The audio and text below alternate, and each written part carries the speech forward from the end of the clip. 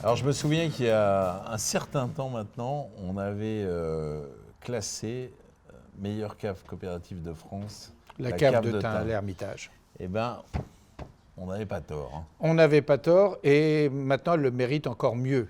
Oui. Parce qu'on l'avait classé pour son patrimoine viticole, qui est unique dans la vallée du Rhône. Parce que exceptionnel. Là, on est à l'Ermitage. Ils ont 25 hectares d'Ermitage. Hein. Bon, c'est pas rien. Hein. Bon, c'est pratiquement un quart du cru.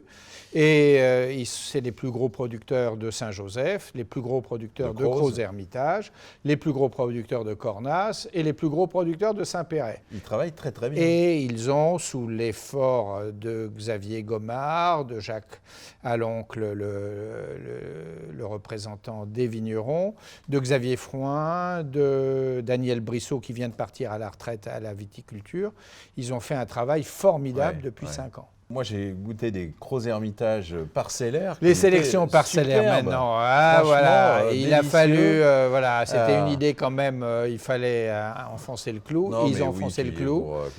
Les sélections parcellaires, voilà. Et ça me fait plaisir parce que il faut les découvrir, c'est vraiment. Il faut les découvrir. Excellent. Une appellation hyper spectaculaire. Quand on remonte l'autoroute du Soleil, on ne voit que ça pendant 20 km. C'est une barrière de granit. Un grand coteau. Magnifique. Un coteau splendide. Avec le nom des producteurs marqué dessus. Oui, voilà. Donc on la reconnaît bien. On la reconnaît bien. Et donc la cave de Tain a 25 hectares. 25 hectares de l'Ermitage, oui. Donc une partie au cœur de l'Ermitage qui a été la donation du fondateur de la cave, M. Gambert Deloche, qui a donné, c'est pour ça que voilà, la cuvée s'appelle Gambert Deloche.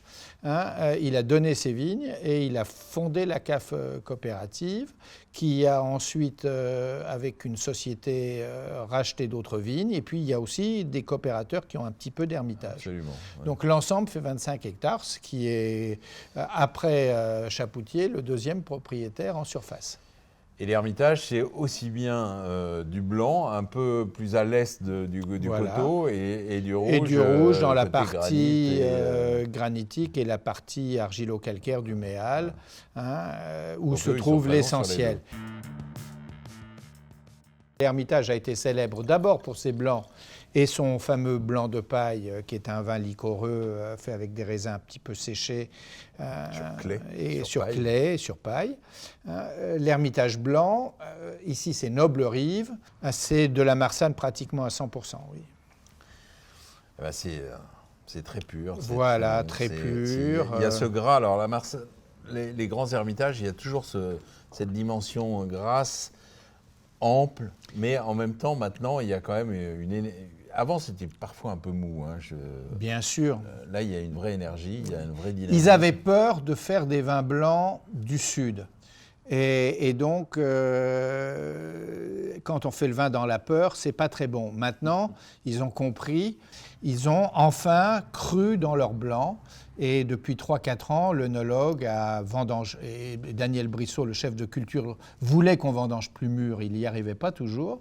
Il est arrivé à imposer son point de vue. Et on a ça, qui est magnifique. Vous avez vu comment c'est bon, ça. Voilà, 2017. Et c'est le premier millésime où il y a une partie qui ne fait pas la malolactique. Voilà. Ouais, c'est pour ça qu'il y a un peu de tension. C'est pas du tout. Mais vendangé très mûr. Je pense que c'est le meilleur blanc Noble Rive qui n'ait jamais fait. Sûrement, voilà. Oui. Voilà.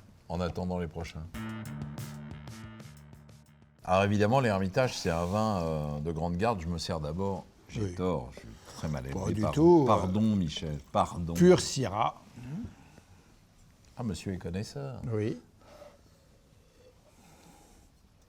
Et la cuvée Gambert Deloche chez les vignes qui sont au cœur de la partie historique pour les rouges de l'Ermitage, c'est-à-dire autour de l'endroit qu'on appelle le Méal. C'est le Méal, hein. Oui, autour de ce secteur.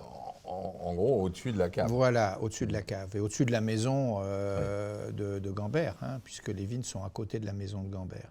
Et alors, évidemment, c'est en terrasse, c'est très compliqué à cultiver, mais ça donne évidemment une finesse. Alors, je trouve que les Syrahs de l'Ermitage, elles ont quand même ce côté on sent la pierre, on sent le minéral, vraiment, c'est intense. On sent. Plus que le fruit ou le poivre. Bon, là, Voilà. c'est un vin qui a 10 ans. Les terroirs, ça parle tout seul. Hein. Voilà, et puis On ce est sur un terroir comme ça, côté un peu bordelais de l'Ermitage, c'est-à-dire un peu sévère, un peu sur la pierre, sur le grain. Et c'est pour ça que ça se mariait si bien dans le temps. Voilà, puisque les Bordelais venaient acheter de l'Ermitage pour affiner, ermitager pour ermitager leurs grands crus.